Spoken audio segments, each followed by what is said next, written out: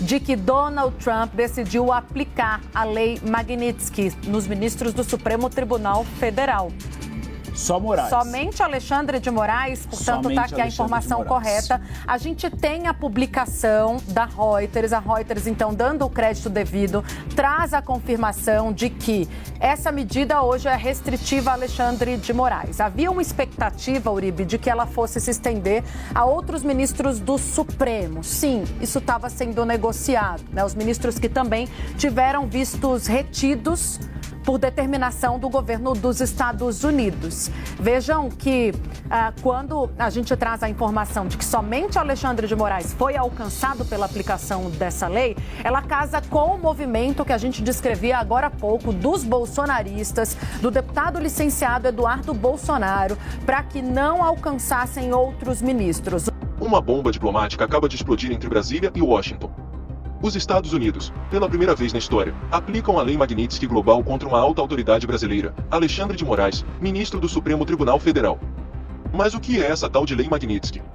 Por que ela foi usada agora? E o que isso significa para o futuro da política e da democracia no Brasil? Fala pessoal, tudo bem? Hoje o episódio é quente. Vamos entender o que é essa lei internacional poderosa, por que os Estados Unidos decidiram mirar no STF brasileiro, e quais os efeitos políticos dessa decisão para o Brasil. A Lei Magnitsky foi criada nos Estados Unidos em 2012 e expandida globalmente em 2016. Ela permite que o governo americano sancione indivíduos estrangeiros acusados de violações graves de direitos humanos e corrupção internacional. Essas sanções incluem congelamento de bens dos Estados Unidos, proibição de entrada em território americano, isolamento financeiro internacional, já que muitos bancos evitam lidar com nomes marcados pelos Estados Unidos. Na prática, é uma ferramenta de pressão geopolítica poderosa. E o mais importante, não precisa de julgamento ou condenação judicial. É uma decisão política com base em relatórios e investigações. Nos últimos anos, Alexandre de Moraes se tornou um dos nomes mais poderosos do Brasil. Com relatoria de inquéritos polêmicos, prisões, censura de redes sociais e bloqueios de contas, ele acumulou poder nunca antes visto para um ministro do STF. Para críticos, dentro e fora do país, Moraes extrapolou suas funções constitucionais, transformando o judiciário em um agente de repressão política. E foi justamente esse o argumento que motivou congressistas americanos a pressionarem o Departamento de Estado e o Tesouro dos Estados Unidos. Censura, perseguição política e violação de direitos humanos no Brasil sob o pretexto de combater fake news e atos antidemocráticos. A sanção via Lei Magnitsky veio como resposta.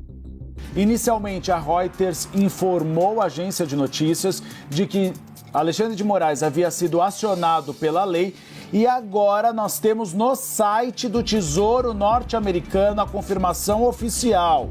O site do Tesouro norte-americano afirma que a Lei Magnitsky foi designada, ou seja, foi aplicada pelo Tesouro a Alexandre de Moraes. No site está de Moraes, Alexandre Brasil, com a localização de onde ele nasceu, ou seja, São Paulo, Brasil, nacionalidade e gênero. Os detalhes do que deve ser aplicado a Alexandre de Moraes, o governo norte-americano deve anunciar em instantes. Mas o que a gente já sabe com base na Lei Magnitsky, que há uma restrição a Alexandre de Moraes de viagem aos Estados Unidos, restrição de utilização de algumas bandeiras de cartão de crédito e contas bancárias também em instituições ou corporações associadas aos Estados Unidos. Havia uma perspectiva inicial de que a Lei Magnitsky fosse aplicada à maioria dos ministros da Suprema Corte. Isso ainda está na mesa de Donald Trump.